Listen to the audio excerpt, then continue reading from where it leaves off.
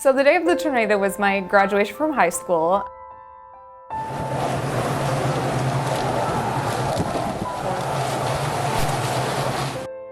You could just see the destruction everywhere.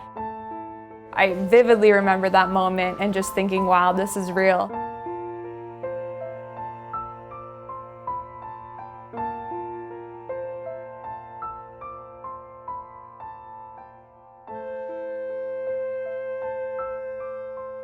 I remember my friend actually was sitting right next to me. His father was involved with some of the emergency medical response teams in the area, and he had texted him and said, there looks like there might be a storm coming in. Well, in that, late spring in Joplin, there's lots of storms that come in, and so we had kind of just brushed it off as if it was nothing.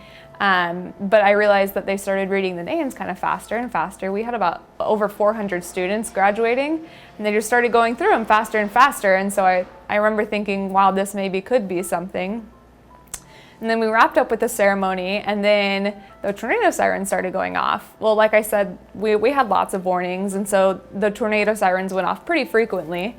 And so my mom wanted to stop and take pictures, with my grandparents, with my friends. And I remember just saying, no, like, Mom, we got to get going, we got to get going home. The tornado sirens are going off. So we took off for home, and actually we were driving home when the tornado hit. And I don't really remember seeing the tornado. It was such a massive storm. I just remember seeing things fly through the air as we were driving. There was this one specific street, 10th Street, that I remember my mom driving down like at 80 miles an hour just trying to get home, and like siding was flying by us. And eventually we pulled into a local grocery store, and we stopped and we took shelter in there for about an hour.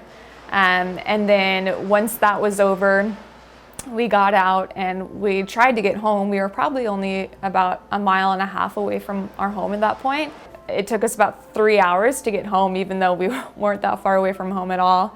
Our home didn't have much damage at all. The most emotion I felt was when I looked over, like I said, at my mom, and she had just kind of broke down and started crying once we actually saw the extent of the devastation. And that's when it really hit me. Perfect. So my dad's a doctor, so I've always kind of had a passion for medicine because of him. So I've always known, even since I was a little kid, that I wanted to be a doctor. I remember going to kindergarten, and when they ask you what you want to do, it was always a doctor. So when I graduate on Sunday, I'll be a physician, and then I'll start residency, which is kind of an apprenticeship. And you can do that in any specialty you want. I chose internal medicine, so over the next 3 years, I'll have my own patient load, and I'll be seeing patients, writing prescriptions, ordering tests, the whole thing, treating them. And then an attending physician, or a physician who has been there for a while, will kind of check over my work and make sure that I'm doing things that are in line with the standard of care.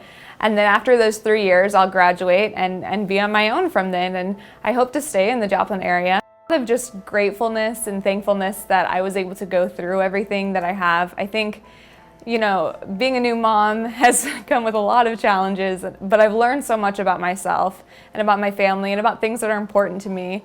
And moving forward, I think that will make me a better physician. The tornado, the same thing. I went through something that was incredibly hard and very horrific. But when patients come into the hospitals, those are really hard and horrific things for them as well. I mean, the hospital isn't a great place to come if you're not, working there.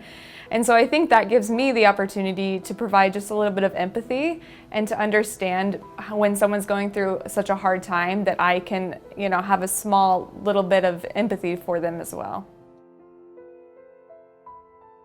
It is sad that I don't have that ability. I can't show my children this is where I graduated from.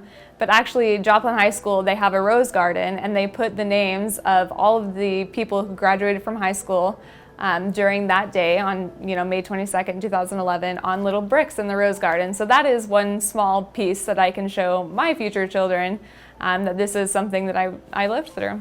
This month is kind of the culmination of a lot of different years-long effort in my life, and as I look back on it, I'm just, like I said, grateful for the opportunity to be here.